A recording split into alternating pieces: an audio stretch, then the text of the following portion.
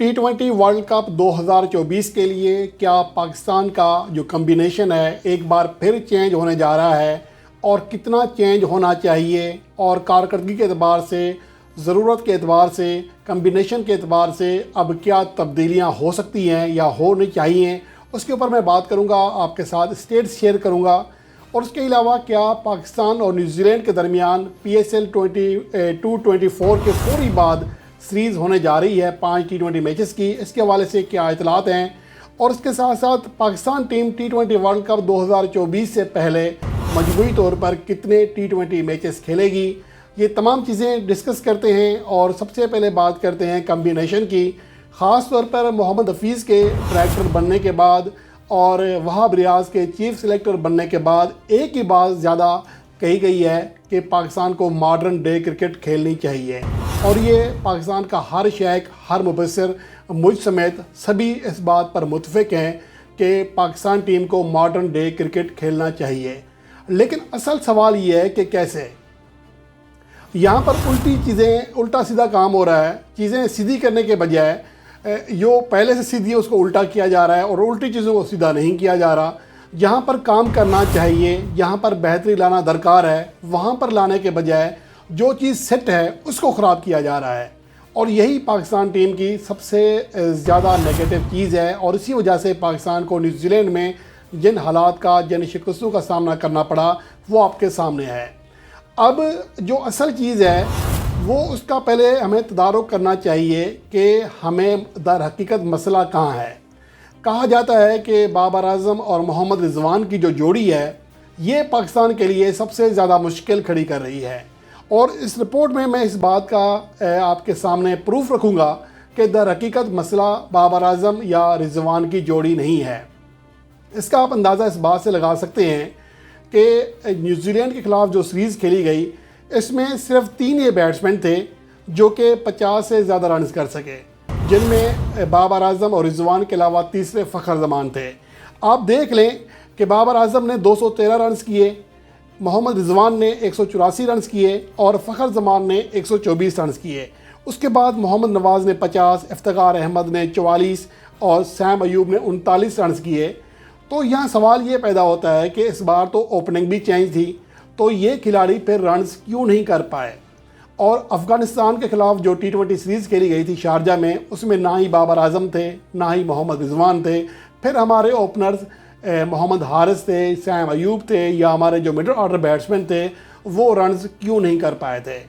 असल चीज़ ये है, बजाय इसके कि आपके जो टॉप परफॉर्मर्स हैं बार बार उनको आप पेन करें, बार बार उनको आप परेशान करें, बार बार उनके स्ट्राइक रेट पर बात करें, हमें दूसरा नुक्ता देखना चाहिए कि हमारे जो दीगर प्लेयर्स हैं वो परफॉर्मेंस क्यों नहीं दे रहे और वहाँ पर क्या तब्दीली होनी चाहिए।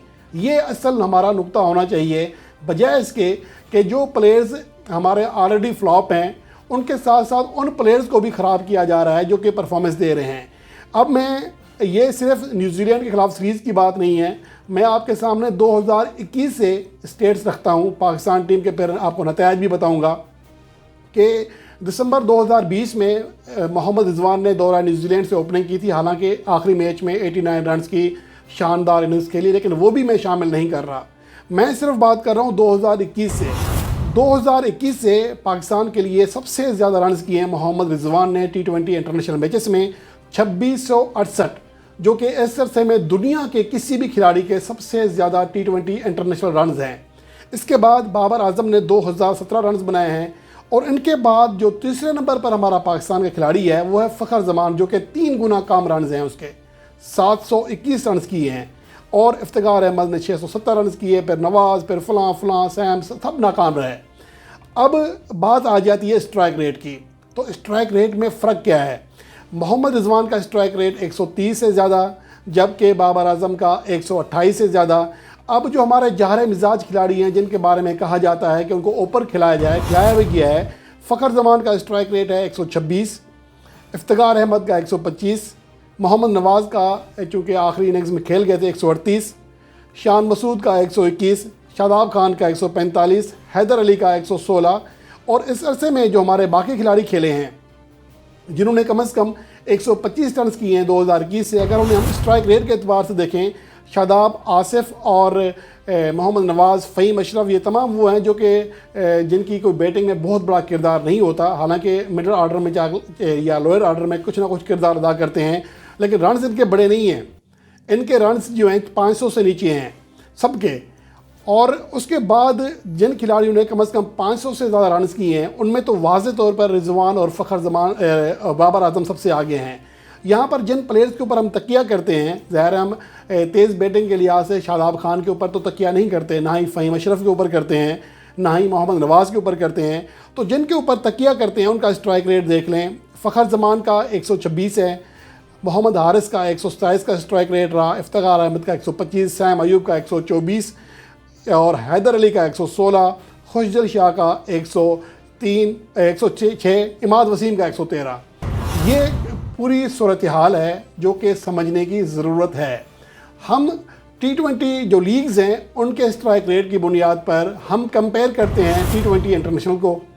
अगर गुज़श्ता PSL देख लें तो बाबर आजम का और मोहम्मद रिजवान का ना सिर्फ टॉप स्कोरर थे बल्कि इनका स्ट्राइक रेट वो 140 प्लस से ज़्यादा था। फिर असल बात ही एवरेज की, हर मैच में रन्स करके दे रहे थे। लेकिन ये हमारे जो बाकी खिलाड़ी हैं इनमें कारकर्दगी का बहुत बड़ा तसलसल है, अदम तसलसल है। अब हमें करना क्या है, हमें असल में अपने मिडिल ऑर्डर को सेट करना है सबसे पहले, जिसके बाद जहाँ पर हमें मेन खामी है, जहाँ पर हमसे रन्स जो है नहीं हो रहे हमारे मिडिल ऑर्डर से, वहाँ पर देखना है कि किस प्लेयर को कितने मौके दिए गए हैं, उसके बाद उनसे मज़ीद कितनी उम्मीद की जा सकती है। ये सिलेक्टर्स का काम है कि वो प्रैक्टिस मैचेस में चेक करें, वैसे चेक करें जिसके बाद फ़ैसला किया जा सकता है।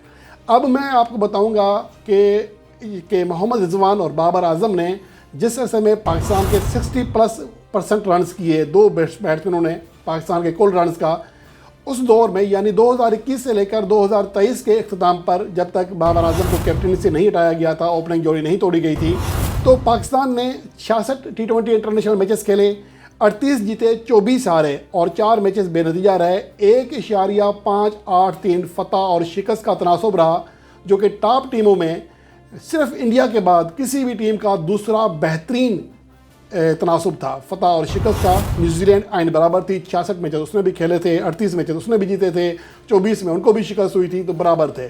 तो पाकिस्तान मुश्तरका तौर पर दूसरी कामयाब तरीन टीम थी 2021 से लेकर 2023 तक। लेकिन हमें ये चीज़ रास नहीं आई। हमने कहा कि नहीं, हमें ओपनिंग जोड़ी चेंज करनी है, हमने कप्तान चेंज करना है। अब उसके बाद 2024 का जो आगाज़ है वो आपके सामने है। लगातार 4 शिकस्तों के बाद पाकिस्तान ने बामुश्किल आखिरी मैच में 135 रन का हैरानकुन तौर पर टारगेट चेज़ किया, उसका दिफा किया, जिसके खिलाफ पहले 200+ रन बआसानी बन रहे थे। तो ये एक इत्तेफाक हुआ। अब इस सूरत हाल के बाद पाकिस्तान टीम में क्या चेंजेस करना चाहिए, ये सब आपके सामने है। आपने कमेंट सेक्शन में बताना है, जिसके बाद मैं एक और वीडियो करूँगा जिसमें आपके सवालात के जवाब दूँगा कि क्या पाकिस्तान को अब क्या करना चाहिए। अब आ जाते हैं सैयद अफरान, क्योंकि हम डोमेस्टिक क्रिकेट की बात कर रहे हैं।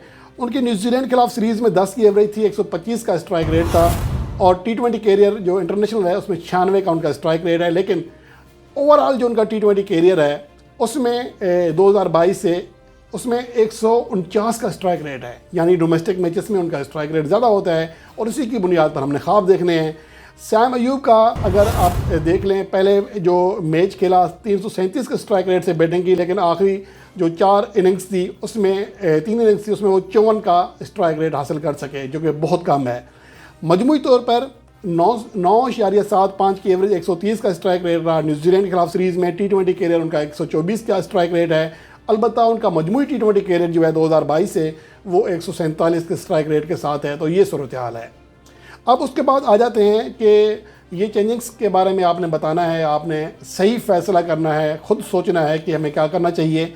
उसके बाद सोशल मीडिया पर यह बात हो रही है, मुझसे भी सवालात किए जा रहे हैं कि क्या पाकिस्तान सुपर लीग 2024 के फौरी बाद पाकिस्तान और न्यूजीलैंड के दरमियान 5 T20 मैचेस की सीरीज़ खेली जाएगी। ये बातचीत ज़रूर हुई थी लेकिन 1.5 साल पहले, लेकिन इसके हवाले से कोई अपडेट नहीं है। ना ही ICC के फ्यूचर टूर प्रोग्राम में न्यूजीलैंड का दौरा पाकिस्तान अप्रैल 2024 में शेड्यूल है, ना ही पाकिस्तान क्रिकेट बोर्ड की वेबसाइट पर यह है। तो इसका मतलब ये है कि ये जो प्लान था वो परवान नहीं चढ़ा और कोई सीरीज़ कंफर्म नहीं हो सकी है। अलबत्ता PSL के फौरी बाद पाकिस्तान टीम लगभग 1.5 माह फ्री है। इस दौरान हो सकता है किसी टीम के साथ बाहमी T20 सीरीज़ जो है वो तय पा जाए, और तय करनी भी चाहिए, क्योंकि पाकिस्तान को T20 वर्ल्ड कप 2024 से पहले नए कैप्टन की आजमाइश भी पूरी तरह करनी है, नया कम्बिनेशन भी आजमाना है। इसलिए पाकिस्तान के लिए बहुत ज़रूरी है। अलबत्ता अगर जो देखा जाए पाकिस्तान के जो मौजूदा वक्त में, अगर फ़िलहाल तो अप्रैल में कोई सीरीज़ शेड्यूल नहीं हुई है, तो पाकिस्तान के कुल कितने मैचेस हैं, तो उसके ऊपर अगर हम बात करें तो पाकिस्तान ने मजमूई तौर पर सिर्फ 6 T20 इंटरनेशनल मैचेस खेलने हैं, क्योंकि नीदरलैंड का टूर जो है मुलतवी हो चुका है और पाकिस्तान ने आयरलैंड में 2 T20 खेलने हैं और इंग्लैंड में 4 T20 खेलने हैं। उसके बाद पाकिस्तान ने T20 वर्ल्ड कप 2024 खेलना है।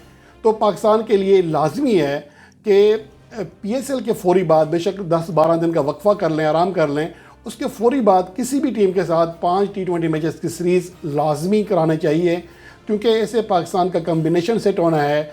इससे देखना है कि हमारी टीम कहाँ खड़ी है, और ये पाकिस्तान के लिए बहुत ज़रूरी है, क्योंकि दौरा आयरलैंड और दौरा इंग्लैंड शायद T20 वर्ल्ड कप 2024 की तैयारी के लिए बेहतरीन ऑप्शन नहीं है, क्योंकि वहाँ की कंडीशन अलग हैं, वेस्ट इंडीज़ की कंडीशन अलग हैं। इसलिए बेहतर है कि पाकिस्तान में या फिर UAE में या किसी एशियाई ममालिक में T20 सीरीज़ खेली जाए। अगर बेहतर होगा कि वेस्ट इंडीज़ में खेली जाए। अगर ऐसा मुमकिन नहीं है क्योंकि इंडिया वहाँ पर होगा, तो फिर पाकिस्तान को किसी और मुतबादल सीरीज़ का लाजमी एहतमाम करना चाहिए। अब तक के लिए इतना ही। आने वाली वीडियो में किसी नए टॉपिक के साथ आपकी खिदमत में हाजिर हूँगा। तब तक के लिए अल्लाह निगहबान।